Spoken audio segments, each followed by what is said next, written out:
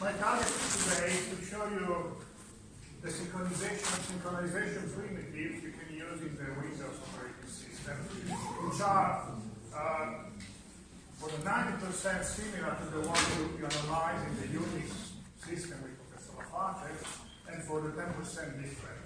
Because there are things that are possible with the Unix system, like Xenion, for example, and do not exist in the Windows operating system.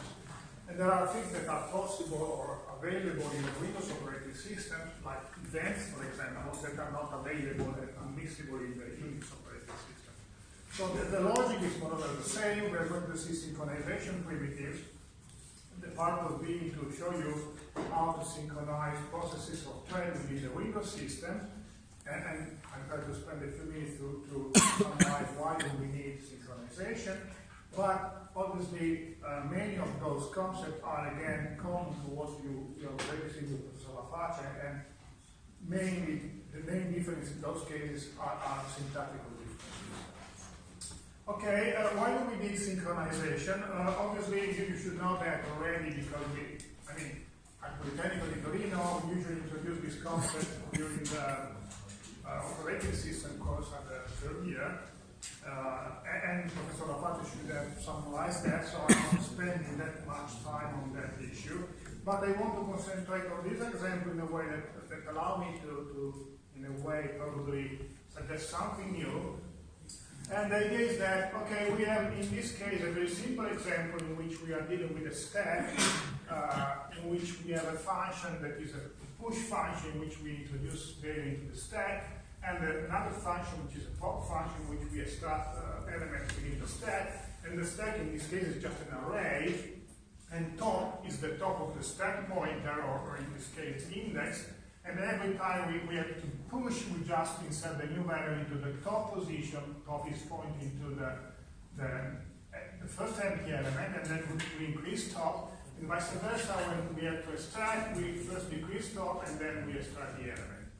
So now let us suppose this push function is used within a thread, and pop function is another thread. So which problem do we have? Okay, you should understand as soon as you see those that the first problem is that both functions, obviously we can even have more producers making pushes and more consumers making poppies. In a way we have the same stream of the stack of the array manipulated by both the push and the pop function. So in a way, very strange things can happen, because instead if we are starting with this function and this function at the same time, instead of doing that, we can maybe decrease this value, then inserting the element before the last one, then we can extract the same element instead of extracting the previous one, and so on and so forth. So very strange things may happen. The second problem, obviously, that in a way, that is clear, okay? The fact that both functions, more thread, are manipulating the same stream of the stack is quite obvious for everybody. The second problem is that we have a variable here, top, that is common, and from the one side we do something like top plus plus, on the other side we do something like top minus minus, and you may think that those two operations are in a way atomically done. So in a way this is just a question of decreasing top or increasing top. But even this is wrong. So in a way, even if those two instructions looks atomically done, atomically executed, this is not true, because usually those two operations are transformed into something like register equal to top, where register is register of the hardware on which you are working with, then register equal register plus plus, and then you put register back into top. So in a way, even those two, apparently atomic functions are not atomic, and so if we are doing that with something that is the same with register minus 1, and we do interleave those instructions, we get into trouble again.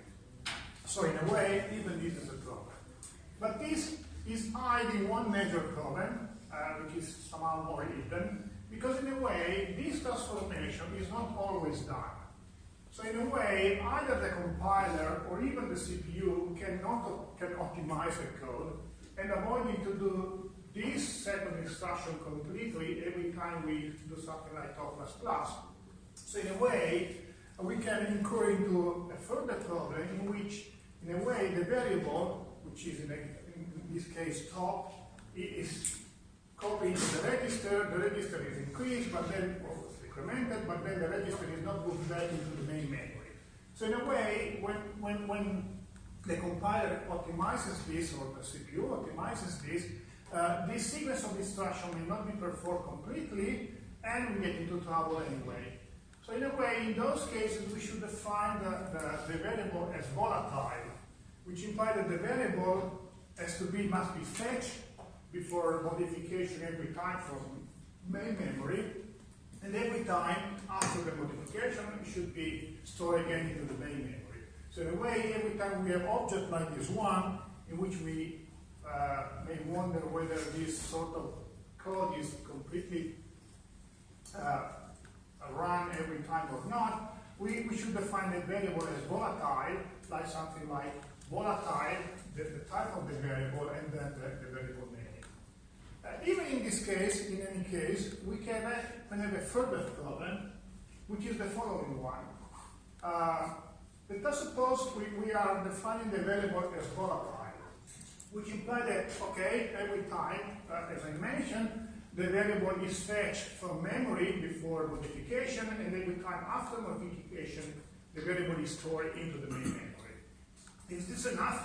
Well, it's not enough, because when we talk about memory in modern PC, we should wonder which sort of memory are we talking about. So what do we need? What do we need? I mean that we have today different types of memories. Not only we have the main memory, we also have caches. And usually we have different sort of cache. So we have usually level 1 and level 2 cache.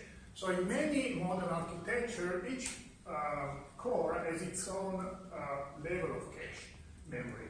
So in many cases, even if we define the variable as volatile, which implies that the core should fetch the variable before modification and store the variable into memory after modification, these fetching and storing operations are done using the cache, which implies that the variable is visible by that specific core, but not by the other cores.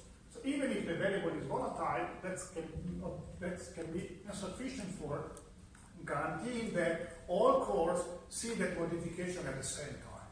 And to do that, we usually need what is usually named a memory barrier or a memory fence, which implies that for that variable we force, in a way, the operating system to copy that specific object from one to update all caches, all memories, all chunk of memories to the one in which the variable has been modified.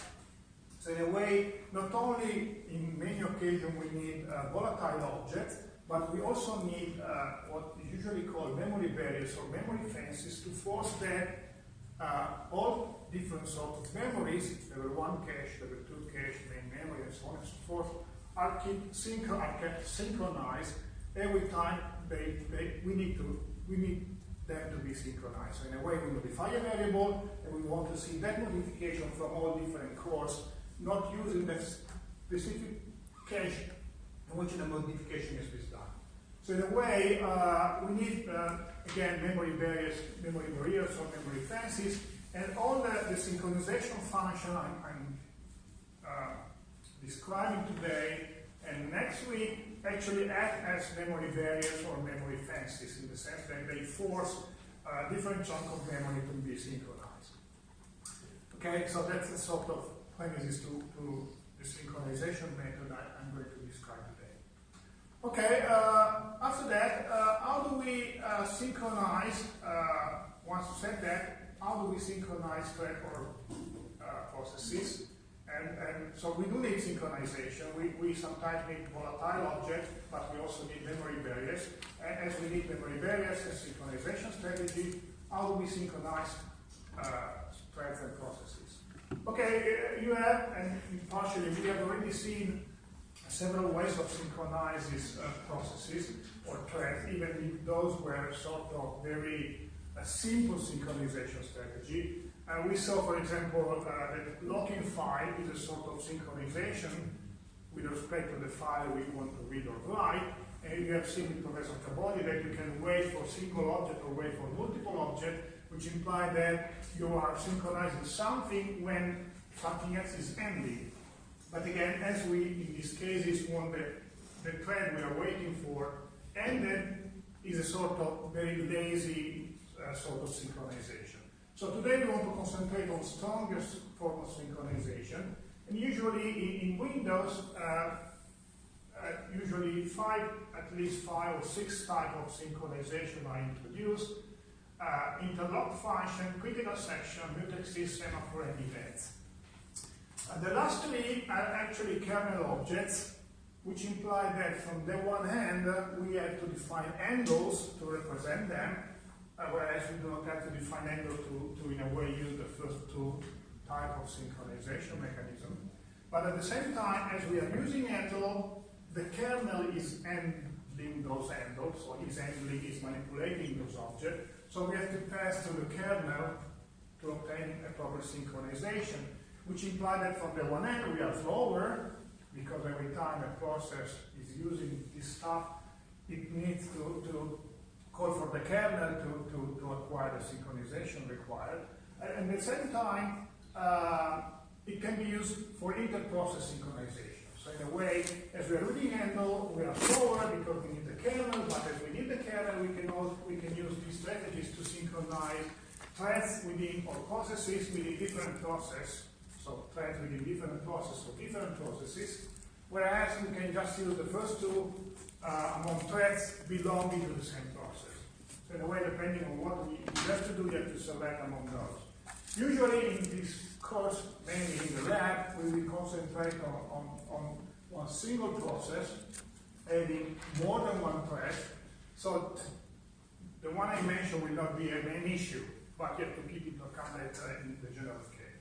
So every time you have a kernel object, which implies that you have an handle, the kernel is involved, which implies that the method is a little bit slower, but you can use it for inter-process synchronization. So that's the idea. Okay, let us start with the first one, interlock functions, that are by far the fastest, but at the same time, more limited way of synchronization, because interlock functions can usually manipulate variables in a very simple way. I'm just presenting a subset of those, but there is a list of the entire set of interlock functions. And in this subset, I'm just showing you the 2 API functions that are able to either increment or decrement a variable, which implies that you can use them to do something like top plus plus or top minus minus, but not something like stack top equal to val or star val equal to stack of top. So they cannot be used for general synchronization problem, but just for specific manipulation of very simple variables. So that's the idea. So they are very, very simple. They do not use kernel object. They are easy to use, and they are faster than all the following ways. So in a way, when you have to increase or decrease a variable to something very similar to very simple operation, you should use one of those because they are fastest than on the other strategy. And as I mentioned in this case, the variable that are manipulated by the interlock function must be volatile variables. Okay, this is the pair of functions I'm in a way describing that are the most used among this set. So the idea is that you can increment or decrement a variable, 32-bit or 64-bit, 32, 64, in one single atomic operation. Okay? Which implies that you can do what I mentioned before. So you can do top plus plus. Instead of doing top plus plus, you do something like interlock increment top, or interlock decrement top, or something like x64-bit. And that's atomic operation. That's an atomic operation, which implies that you guarantee not incurring into the problem I mentioned before, because again, in this case, everything is atomic. So if you are copying top into the register, incrementing the register, and then copying the register into top, this is done atomically, which implies that no one can interrupt that, so you don't have the problem of intervening manipulation of the top variable. Okay, I notice that once you are back from one of these calls, the variable can be modified again before you use it, because the function is atomic, but not this usage. So in a way, if you within your code have something like, let's suppose you are using this function for this API within this function, in here you are using this function to increase that, or in here to decrease that. If you're using it, one of those functions to increase that, you are sure that this is done atomically. You do not incur in this problem. But then when you're using, somebody else can be increased or modified top, because this is done atomically, but the carbon is not done atomically. So in a way, you have to pay attention to that. So in a way, that's again useful to atomically increment or decrement the variable, but it does not guarantee that the variable will be the same when you are going to use it for sure. Okay? And as I mentioned,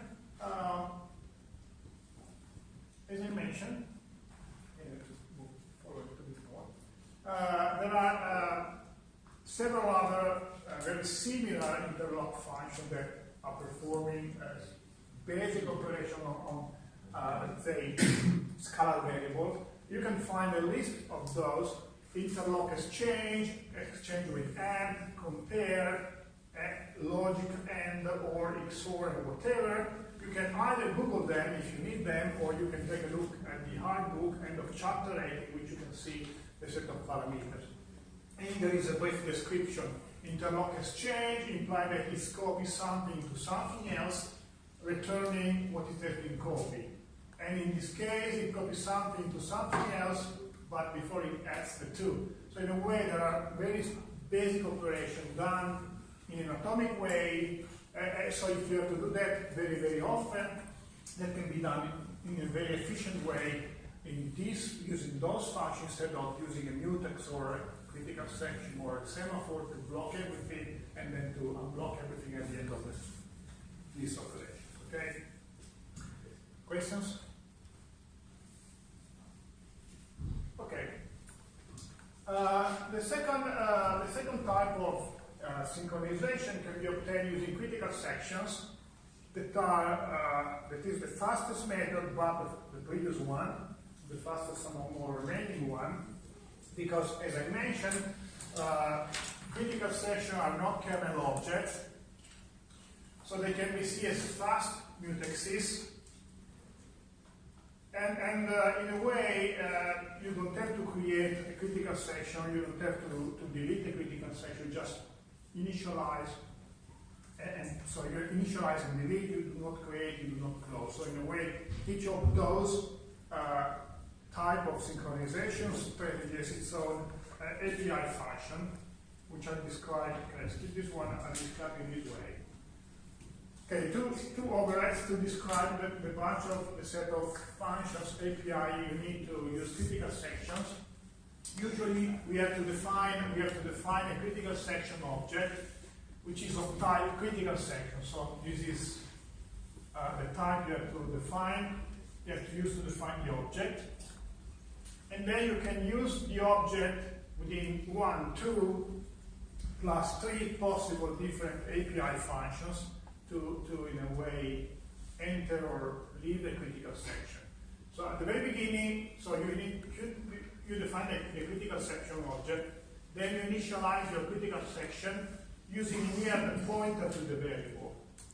And at the end of the day, at the end of the game, when you don't need the critical section object anymore, you will delete the critical section object, passing again in here the pointer, long pointer to constant variable critical section. So in a way, we can define this object, then we can pass in here the pointer to initialize it, and at the end of the day, we can delete it, passing the pointer again. In here, obviously in between the initialization phase and the deletion phase, we use the critical section variable to enter and leave critical section region. And to enter and leave critical section region, we can use these 3 API functions to enter the critical section, to leave the critical section, and eventually to try entering the critical section without doing that, without being stuck on this instruction if you cannot enter. So those are the 3 API functions you should more or less recognize adding a correspondence with the API function, system call function you saw into unit. So every time you want to enter a critical section, you try to enter a critical section, pressing again the pointer in here. If you succeed, you enter, otherwise you get stuck on this. As you can be stuck for a long time, you may want to avoid being stuck on this instruction using this one, which is usually returning 2 when you can enter. So you can use this one. If you receive 2, you go on, otherwise you do something else, and then you try entering again. And if you get false, you do something else again, you try to enter again, then you get 2. When you get 2, you enter. You use your critical section, the faster the better, then you leave your critical section and put in here again the pointer of your object. Okay?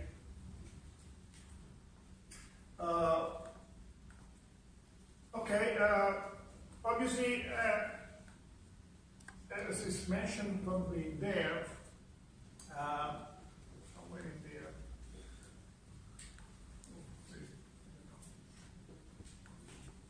Okay, but it's after that. Obviously you have to remind leaving the critical section, because if you don't leave the critical section, then somebody else can be stuck forever on that. So it's important to leave the critical section. And to make sure you leave the critical section, as for many other operations, you can use something that Professor Cavodi didn't introduce to you. It has to do that, but I mentioned that because it's the right moment to mention that. And please remind that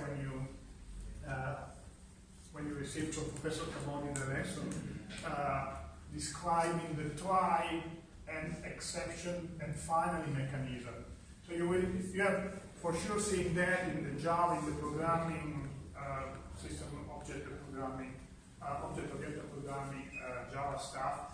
You can, every time you write your code, you can build manipulated section using the try and exception construct. And in this case, I'm using this construct with the finally close to leave the critical section in all possible cases, in every case, so every time. So what do I need? I define my object critical section, I initialize the variable, and at the end of the day, I will, in a way, delete the critical section, and every time I want to use the critical section, enter the critical section, enter the critical section, I enter the critical section. So here I'm using whatever I need to do, I do whatever I need to do, I'm reading, writing any object I get to read and write. And then as I want to make sure I leave the critical section, I put the leave critical section into the finally close, which implies that this is always done once this is done. So this guarantees that the leave critical section is done in every occasion, and I avoid forgetting putting the leave critical section and making somebody else get stuck on the critical section CS, and I forgot to leave it. Okay, so that's the idea. And again, please remember this usage of the try, except, and finally construct when Professor Cavodi describes it. Okay. This is a summary of what I already mentioned. Usually, critical sections are faster than mutexes, even if the difference in terms of speed may depend on a certain number of factors, including the number of threads, number of processors, number of cores, the quantity of thread contention, how long is for how long you keep the critical section, or you enter and you stay within your critical section, and so on and so forth. But usually those are faster than mutexes.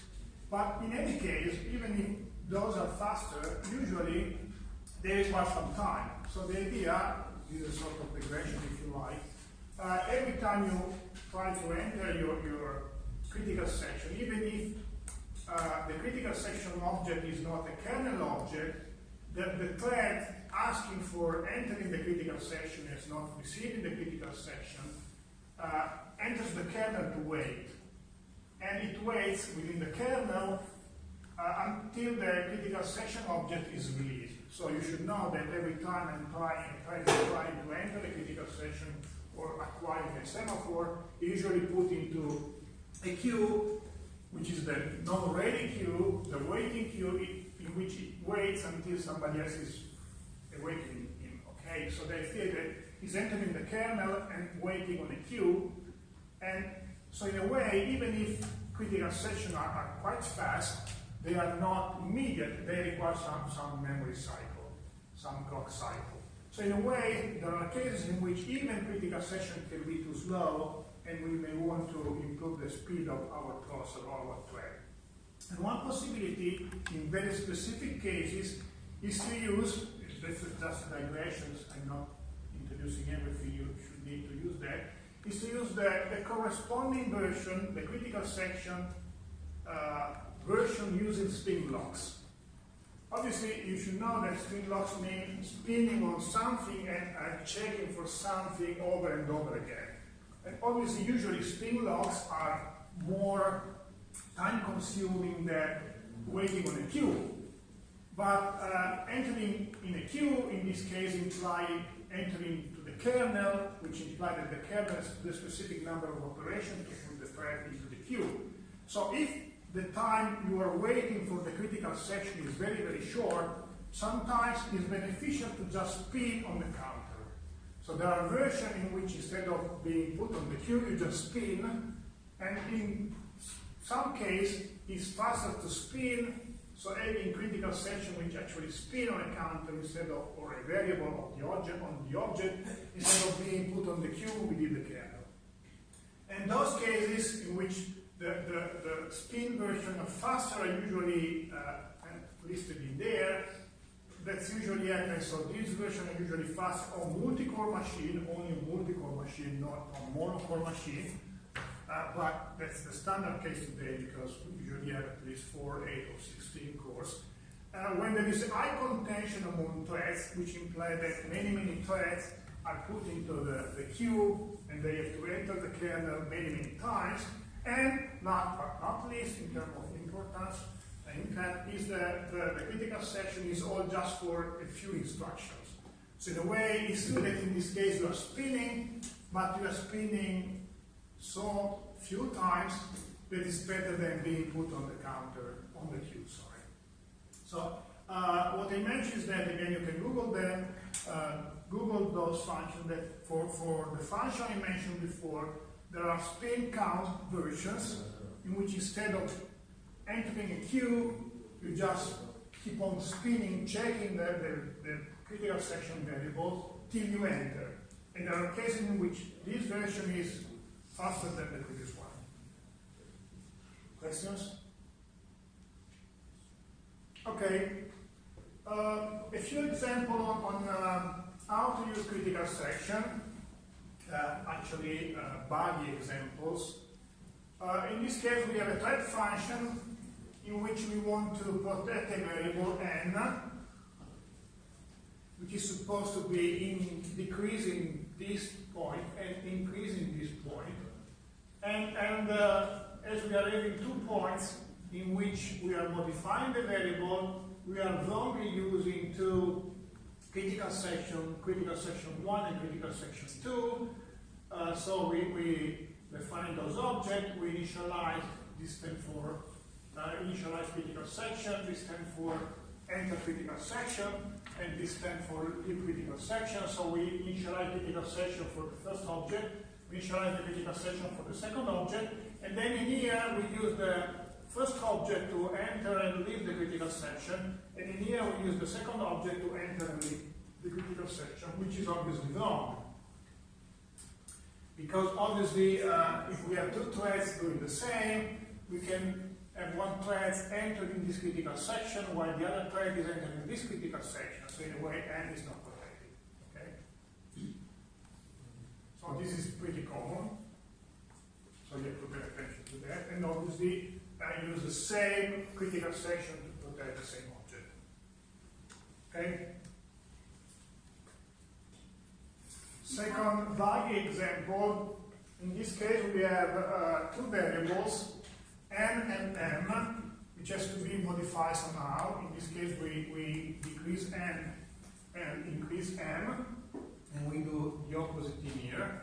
And as we are having 2 objects, N and M, we figure out that we need two critical section objects to protect them, and this can be okay because obviously we can, like in this case, modify both of them, in this case modify both of them, but there may be other places, other lines, and we just modify one of the two. So in a way, we don't want to block the other when we modify one of the two. So in a way, we are using two critical section objects, CS1 and CS2, again initialized with those two instructions. And then we enter critical section CS1, we enter critical section CS2, so we acquire both blocks. And once we have acquired both blocks, we modify N and N, and then we leave them. But in here, we have inverted the usage of those two locks, CS1 and CS2, and so we have a version that is working, but you can have a deadlock. Okay? And obviously you can have a deadlock because, again, you can have two threads doing the same piece of code, running to the same piece of code, and the first thread can run to this piece, acquiring this critical section object, while the second thread is running to this piece of code and is acquiring this critical section object. So while the first one is trying to acquire this one is already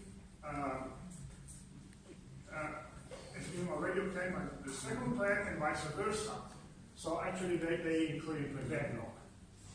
And again, this is pretty obvious, and if you follow the operating system class of the third year, you should remind that this sort of problem can be solved using a hierarchical research usage, in which there is also a theorem that usually I include during the third year, which implies that you should force those objects to have a specific order, and you should force all threads or processing using the same set of objects, in this case a critical section object, to ask for to use them in the same order. In a way, you force an order among those objects, maybe using their name, alphabetically sorted, and then you force all threads to use the same sequence of, so to acquire object using this order. So in a way, as CS1 is coming before CS2, in all places, CS1 has to be acquired before CS2. So this implies that you are using a hierarchical usage, which implies that in a way you cannot include in deadlock. So in a way, the good behavior is guaranteed. Okay, so that's the idea. Questions? For the previous example, the problem is deadlock. No, in the previous case, in this case, the problem is that there is no mutual exclusion. So in the second case, the problem here is deadlock, because again, you can have one thread running in here, one thread running in there. The first thread is acquiring this, the second thread is acquiring that, and then when each thread is trying to acquire the second critical section object, it's blocked by the other thread. Okay. In the first case, the problem is that mutual exclusion is not guaranteed, in the sense that a thread can enter in here while another thread is entering in there. So N is manipulated at the same time by the two threads.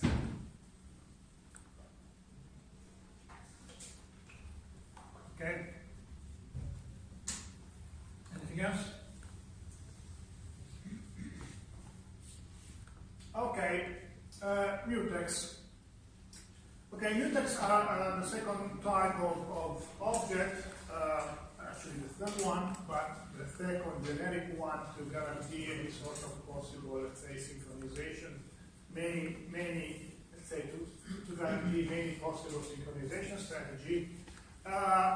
They are in a way slower than critical sections, but they are at the same time a little bit more powerful, because they can be named, they can have a name or not. And if they have a name, you can pass this name to another process or use the same name within another process. So in a way, the two processes can share the same handle to the mutex, so that can be useful to synchronize processes, different processes. So mutex is a sort of a synchronization strategy that can be used among different processes, among threads belonging to different processes. So as I mentioned, there are kernel objects, They can be used for inter-process synchronization. And usually they are recursive, which implies that you can ask for acquiring a specific mutex over and over again without being stuck. So in a way, the idea is that if you can acquire the mutex the first time, you can acquire a mutex a second time, and eventually a third time, and eventually a fourth time without being blocked, because you already have the mutex. And this is very useful sometimes for recursive or repetitive procedure. If you have a recursive procedure which tries to acquire a lock or mutex, in this case every time, then it's always asking to acquire the mutex. In this case, you don't get stuck, because if the mutex is already on that process running the specific recursive function, you can acquire the same mutex over and over again. The only important feature is that, the only important point is that you have to release the mutex as many times you have acquired it. So if you have acquired the mutex n times, you have to release it n times before somebody else can in a way acquire it. So that's important, but that should be automatic, because everything is done in a proper way. So if you have a recursive function, and within each function you acquire the mutex and you release it, and you recur, you acquire it and you release it again. So you should make sure, you should be automatically sure that you acquire and you release the mutex the same number of times. Okay, another important feature which is not present, which was not present in the critical section, is that mutex becomes automatically abandoned if the owning thread terminates, which implies that there is not the problem I mentioned before. So in a way, before I mentioned the fact that if you enter a critical section, if a thread enters the critical section, it has to leave the critical section before somebody else can enter the critical section. This is a problem if something happened to a thread.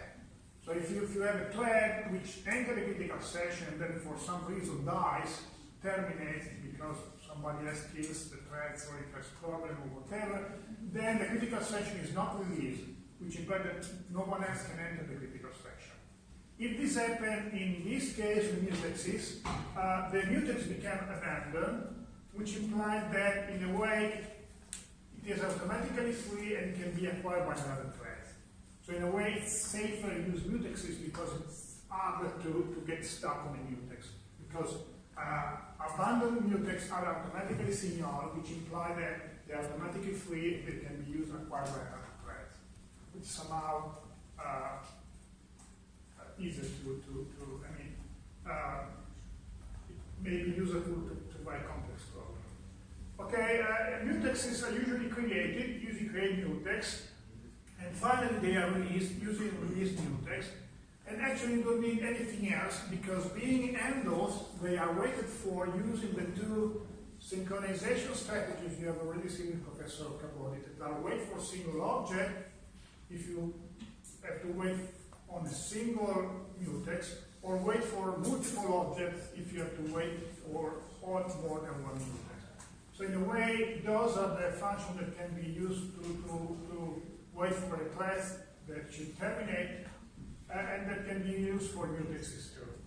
So in a way, the only things we have to see is how to create a mutex, how to release a mutex, because to wait for the mutex, you can use the function you are seeing with Professor Cabodi to wait for the termination for another object, which is a thread in this case.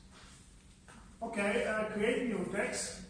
Create mutex has three parameters: the security attributes, the initial owner, and the mutex name, because I just mentioned that mutexes can be named or unnamed, so if they can have a name, that's the case in which I said something in here, otherwise I said null. So in a way, what do I get back? So I should get a mutex handle if everything was okay. If everything was okay, I get the mutex handle, which I can then use to wait for that object, and it can be used to release it. And it gets the security attributes, as in all previous cases I mentioned. This is usually null for us. Then it receives a flag, which is true that the thread which created mutex wants to acquire it as soon as it creates it. Usually it's false. And this is the name. If you want to give the mutex a specific name beyond the handle, and the name can be used to share it within different processes. So in a way, the name can be used to define a mutex, a name mutex, and used to pass, and then the name can be used to in a way to within another process to use the same mutex and to synchronize within different processes. Okay, so with this we create a mutex, and then we can wait on this mutex several times, and when we want to release the mutex, we just release the mutex. So we release mutex, and then we wait, we wait, the way that the counterpart of enter and leave critical section. So we release, when we get out of the critical section, we wait before entering. So enter critical section is the equivalent of waiting for a single object on the mutex, and releasing is the equivalent of, in a way, leaving critical section. As I mentioned, this will not be very important for us, but I mentioned that anyway. We can use mutex for inter-process communication, so there are a couple of slides describing how that can be done. And the idea is that, as I mentioned, mutex can have a name, and we can use open mutex to, within a process, to open a mutex that is already been created by another process.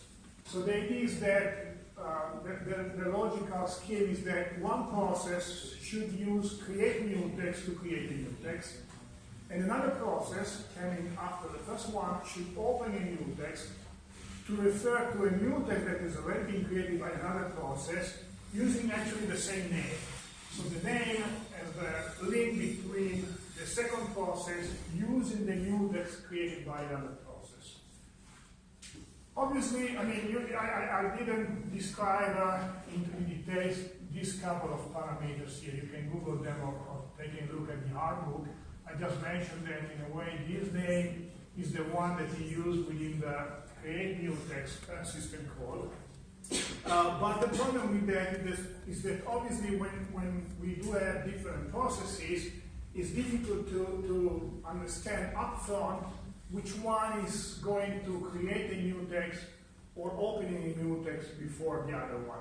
So obviously if one process in a way is creating the other process, then it's easy to maybe for the first process creating the mutex and then calling the other process which is us opening the mutex.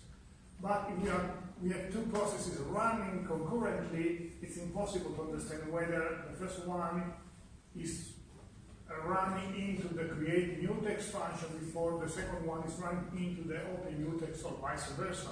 So very often we don't even use open mutex, we just use create mutex, which is working as create mutex when it's done for the first time on a semaphore on a mutex, as it's acting as open mutex, the open mutex when it's run as the second one on the mutex. So in a way, open mutex can be substituted by create mutex, which is actually creating a new mutex that the name doesn't exist, but is actually referring to an existing mutex if the name does already exist. So that's the idea. So if you want to create both of them, you create a mutex within the first process and then use the same name within the second process to refer to the same mutex, such that those two processes and the path within those two processes can use this mutex to synchronize among themselves. Otherwise, you use create mutex in here and also create mutex in there, which implies that the first process is getting to the function, is creating the mutex, and the second one is receiving something like null behind, which implies that the mutex has been created and can just be reused. So that's the idea. Questions?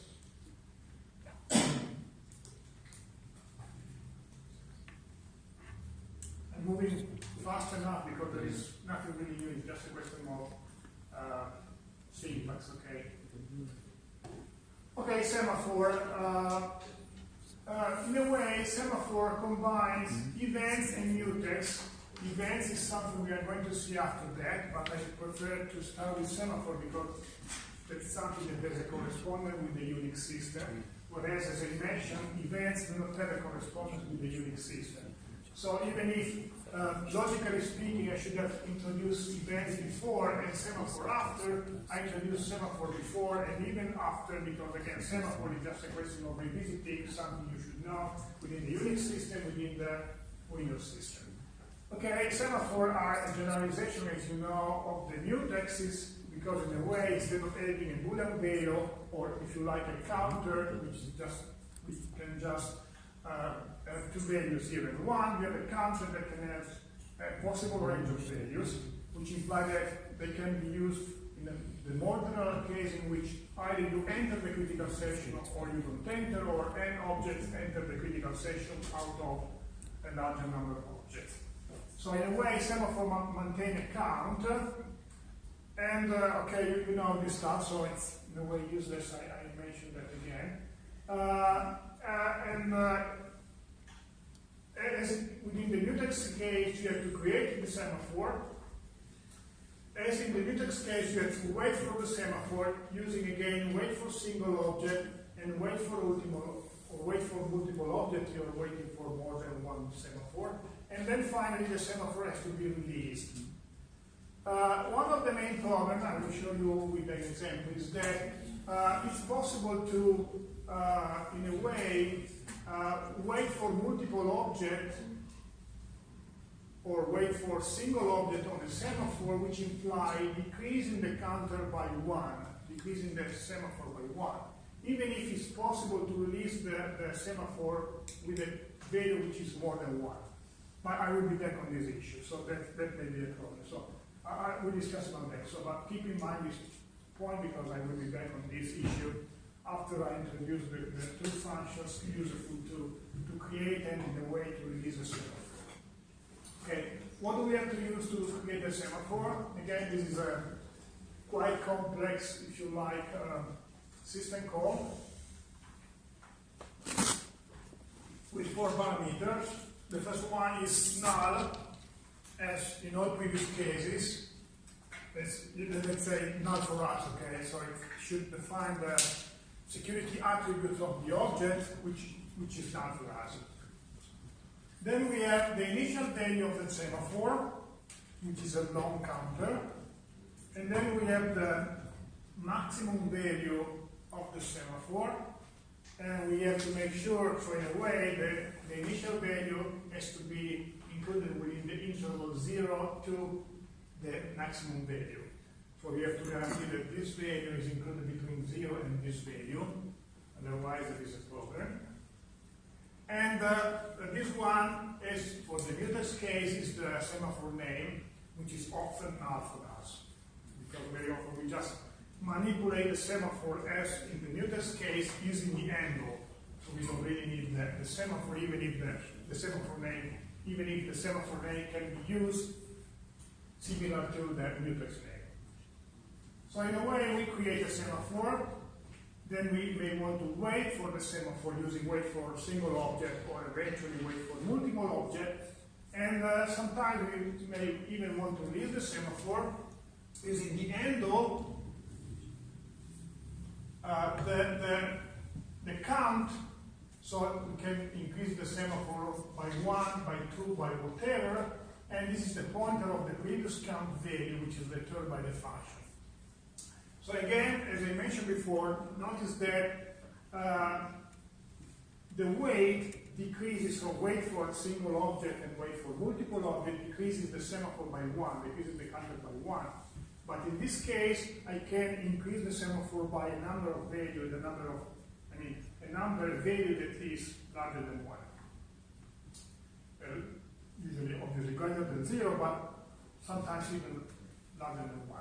So in a way, this can give rise to raise some problem, like in this case, which is an example again, which is a value one. And the idea is the following one. Okay, I have a semaphore which has been created, which is called hsem, and I have a bunch of threads working on hsem, and usually those threads are waiting just once on the semaphore. Doing just one wait for single object before entering the critical section.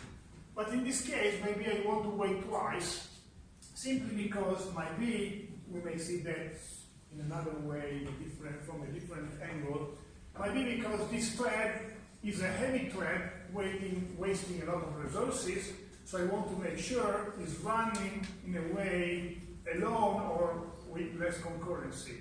So in a way, okay, imagine a situation in which I have n threads, and those threads have different, let's say, different cost while running, because in this piece of, let's say, this piece of code within the critical section, they're using more or less resources, right? Like more or less memory, more or less CPU time, and so on and so forth. So in a way, I can force the thread using more resources to acquire the semaphore more than once, and the one using less resources acquiring the semaphore less than just once. So in a way, I can have some threads acquiring the semaphore once, some threads acquiring the semaphore twice, some threads acquiring the semaphore 3 times, and so on and so forth, to force the one acquiring the semaphore more times, waiting more before accessing the critical section. Okay, does that make sense for you? Okay. So now, as this thread is, let's say, is eager, computationally speaking, the other thread is supposed to acquire the semaphore twice, and obviously is supposed to release the semaphore with a counter equal to 2. But then I can get into trouble because I have again a potential deadlock. Because obviously I can have maybe one acquiring 1, one other acquiring 1, and I get out of number without any thread acquiring the critical section. So in a way, the problem in this case is that this instruction is atomic. I release the counter by 2 in an atomic way, whereas in this case I have 2 instructions to decrease the counter by 2. I do not have a single atomic instruction that allow me to decrease the semaphore by 2. So I have to release the semaphore, I decrease the semaphore by 1, and then eventually by 1, which implies that I get stuck in here before somebody else is using that 1, which doesn't allow me to get into the critical section. Okay?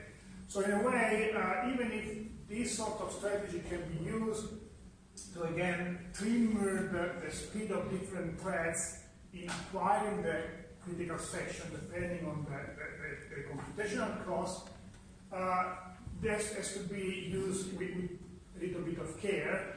And one of the ideas is that in general, those couple of wait for single object can be substituted by a loop in which you cycle to different wait for single object, and the entire loop or this pair of wait for single object has to be protected by a critical section or a mutex. So you have to start using more than one synchronization primitive together. The mutex to protect the semaphore, which is increased or decreased by 2, and then in this case decreased by 2, and then released atomically by 2 as well. Okay, so that's the idea.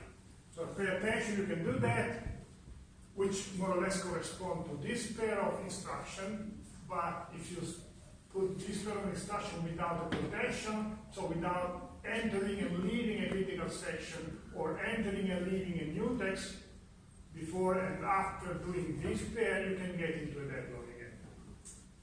Okay? Questions? Sure? Okay. Last synchronization strategy, a bit faster than I suppose, but it's okay, is the one which does not have any correspondence with the Windows system. And they're usually called events.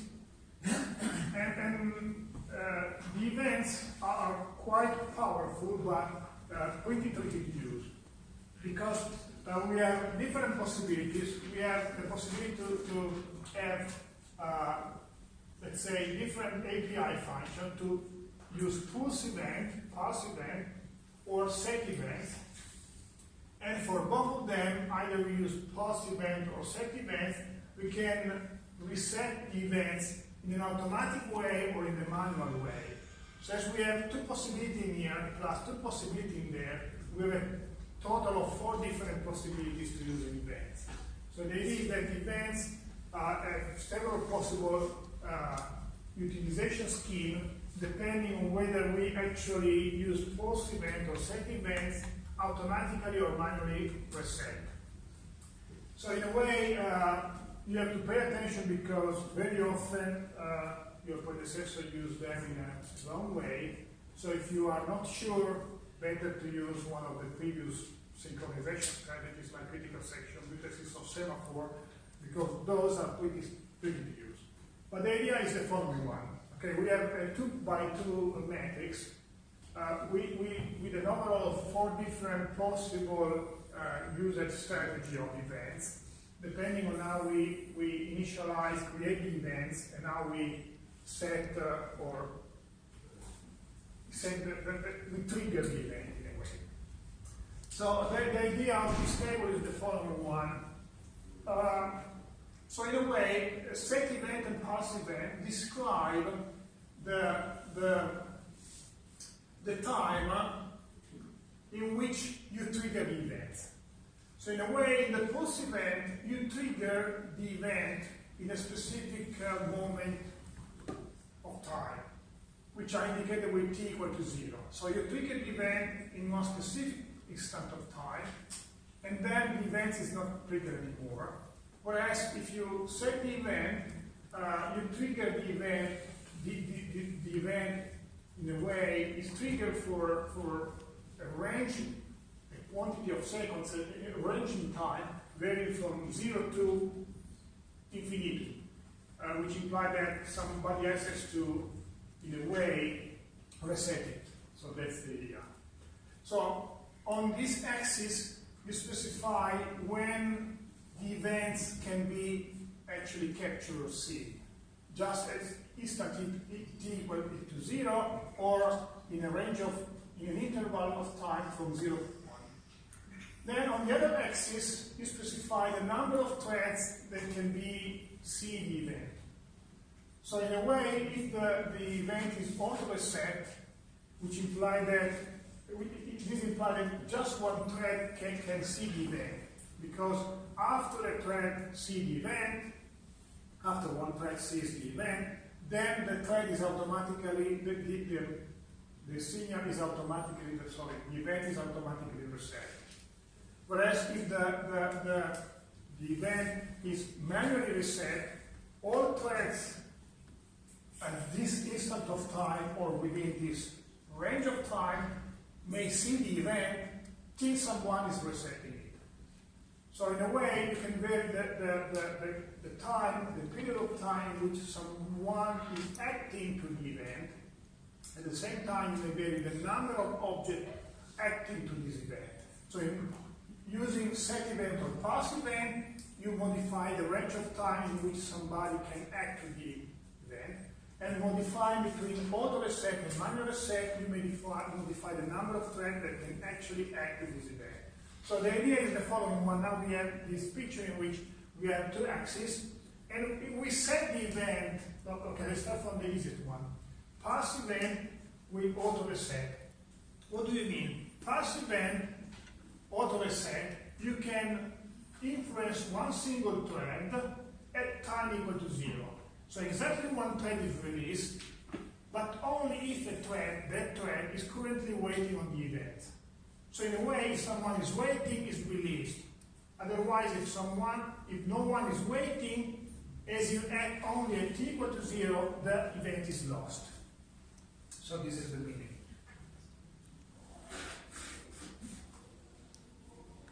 Instead, if we are acting, in this case, auto reset, again, one thread is released, but in this period of time. So in this case, a thread is released only if it's already waiting when the event is set at t equal to 0. In this case, it can be awakened in that interval of time. So either it's already waiting or it comes to the event in that interval of time. So exactly one thread is released. If not, are currently waiting on the event, the next thread to wait will be released. So that's the idea. So if no one is waiting, it doesn't matter, because as no one is released, you don't automatically reset the event remains on, and the first thread waiting on the event is released, and it automatically resets the event. Does that make sense? How can I understand the thread is finished? You said in auto reset. Yeah. How can we select among those 4 cases you mentioned? You mean? I mean, in auto reset, how can understand it's finished for release? As we are releasing just one thread, when I release the thread, then this thread is automatically cancelled in the event. How? Automatically done by your operating system. Okay, we see how to use proper API to select one of the first possible behaviors. Okay, so that's the idea. But I'm describing the behavior first, and then the system call that can be used to describe whether we want to set an event or a pass event, or any an auto reset or a manual reset event. So obviously, in a way, we have those 4 possibilities, and the system call will deliver those 4 possible methods depending on the way we call the system call. We have, in a few cases, different system calls, in a few cases, the same system call with different parameters. So what about this case, for example? So we have a pulse event, so the thread are released in t equal to 0, but from 1 to n threads can be released, which implies that if one is waiting, only one is released. If n are waiting, all n are released, but only at t equal to 0. So if no one is waiting at t equal to 0, no one is released. And all the threads coming after are just waiting. So in a way, all currently waiting threads are released. So there is an error here. Then the event is automatically reset because I have pulse event equals 0. Even if manually set equals 0, I reset the event.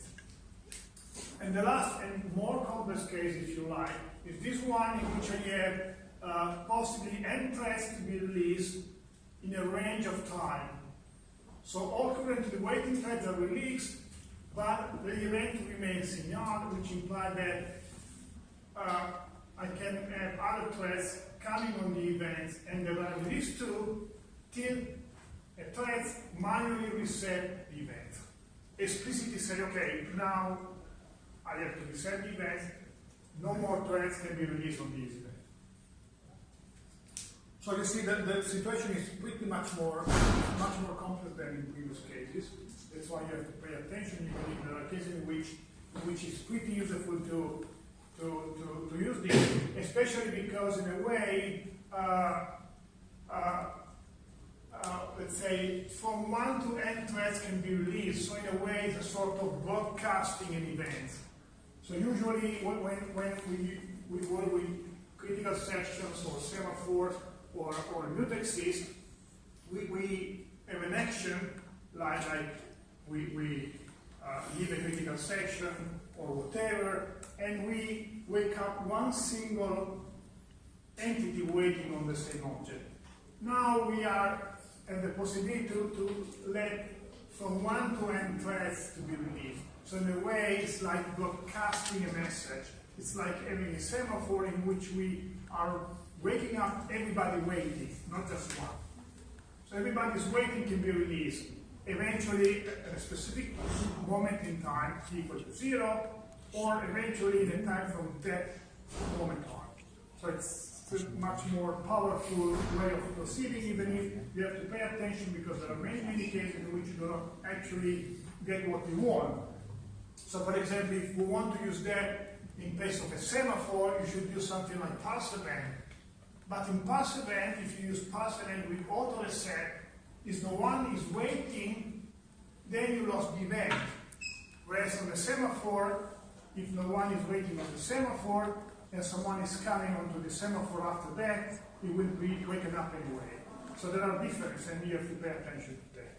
So in a way, this is useful, especially if you want to broadcast something to n objects, but you have to pay attention if you want to use those mechanisms to synchronize thread in a standard way. Okay? Okay, how do we, let's say, create these four possible different behaviors? Okay, first action is to create the event. And create the event as four parameters. Again, the null, the security attribute parameter, which is usually null, as before.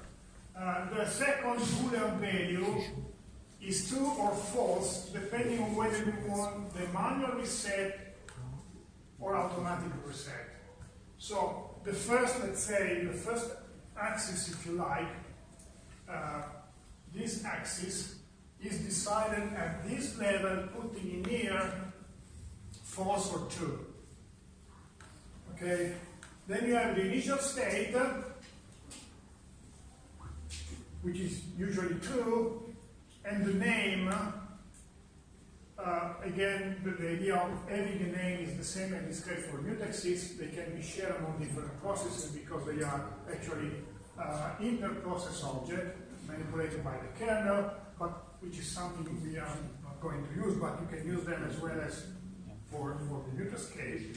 So in a way, we create events, actually receiving an handle back, and we manipulate the event using this handle, and while we are creating the event, we do specify whether we want to have the manual or automatic reset.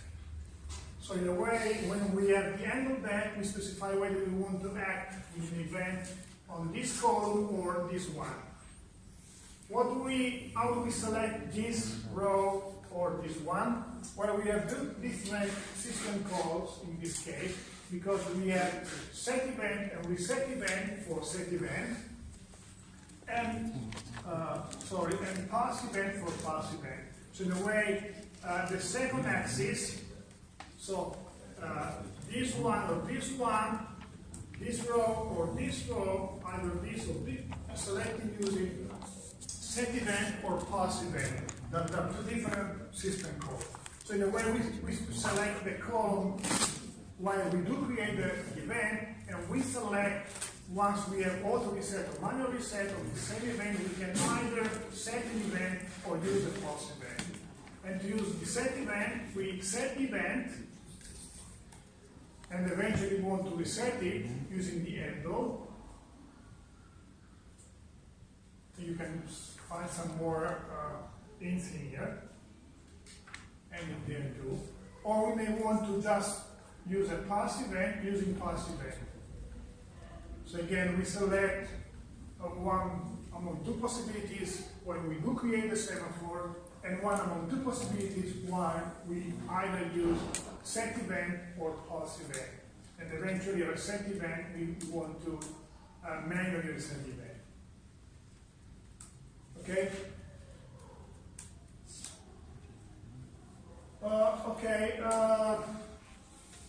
I'm not going to use this,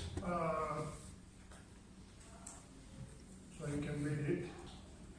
There is one more, let's say, synoptic table describing and comparing critical sections, mutexes, semaphore, and events.